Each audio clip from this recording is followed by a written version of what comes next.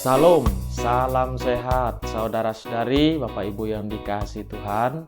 Kembali kita hari ini masuk dalam renungan harian edisi Jumat 9 Oktober 2020 yang akan saya bawakan bagi kita dari Yakobus pasal 4 ayat 4 sampai 10. Sebelum kita bersama-sama merenungkan firman Tuhan ini, saya mengajak kita berdoa. Mari kita berdoa. Ya Tuhan Allah di surga, terima kasih atas pengasihan-Mu sepanjang hari ini.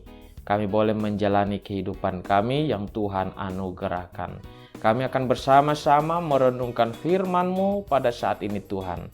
Dengan kuasa Roh-Mu yang kudus, memampukan kami untuk memahami firman Tuhan seturut dengan kehendak Tuhan. Terima kasih Tuhan Yesus, di dalam nama-Mu kami berdoa. Amin.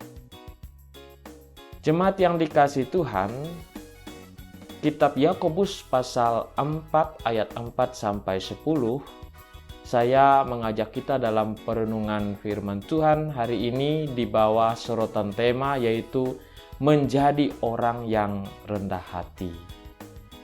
Kerendahan hati memerlukan proses yang panjang bahkan seumur hidup. Mengapa demikian? Karena kita sebagai manusia kecenderungannya adalah seringkali mengagungkan atau menonjolkan ego kita. Sehingga kita seringkali mengabaikan kerendahan hati. Karena itu kita belajar pada hari ini tentang bagaimana menjadi orang yang rendah hati. Sebagaimana firman Tuhan hari ini dari Yakobus pasal 4 ayat 4 sampai 10. Menjadi orang yang rendah hati itu ada dua hal yang bisa saya sampaikan pada saat ini. Yang pertama adalah orang yang rendah hati itu dikasihani Allah. Kalau kita membaca pada ayat yang ke-6, dikatakan di situ Allah menentang orang yang congkak tetapi mengasihani orang yang rendah hati. Allah sendiri hendak mengasihi orang yang rendah hati, tapi Ia sendiri menentang orang yang congkak, orang yang tinggi hati. Karena itu kita menyadari bahwa ketika kita hidup dalam kerendahan hati, di sana Allah mengasihani kita. Di sana Allah menolong kita. Allah memberikan kita kekuatan agar kita dapat hidup dalam kerendahan hati. Karena kerendahan hati ini penting agar kita semakin menyadari dan bijaksana bahwa hidup kita ini semata-mata karena anugerah Allah. Tidak ada kekuatan kita yang dapat menopang kita agar kita terus hidup di dalam kekuatan kita sendiri.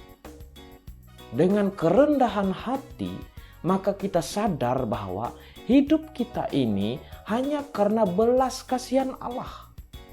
Karena itulah orang yang rendah hati dikasihani oleh Allah. Yang kedua, menjadi orang yang rendah hati itu karena Allah sendiri yang meninggikan kita. Kerendahan hati kita mengajarkan kita bahwa Allah berkuasa di dalam hidup kita.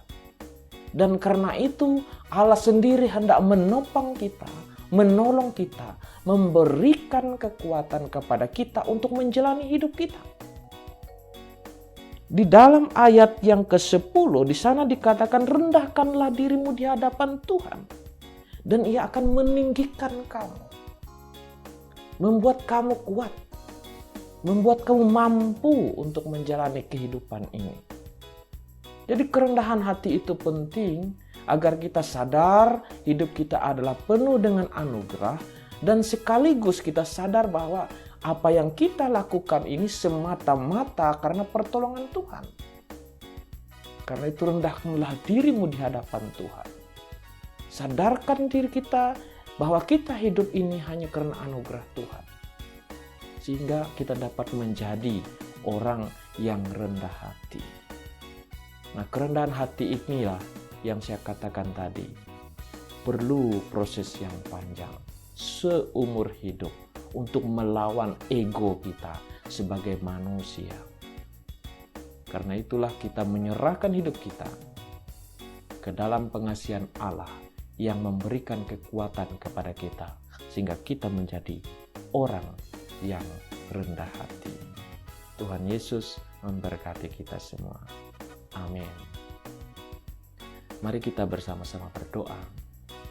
Ya Tuhan Allah di surga, ajarkan kami untuk sepanjang hidup kami ini senantiasa rendah hati. Kami menyadari bahwa kami ini adalah manusia yang lemah.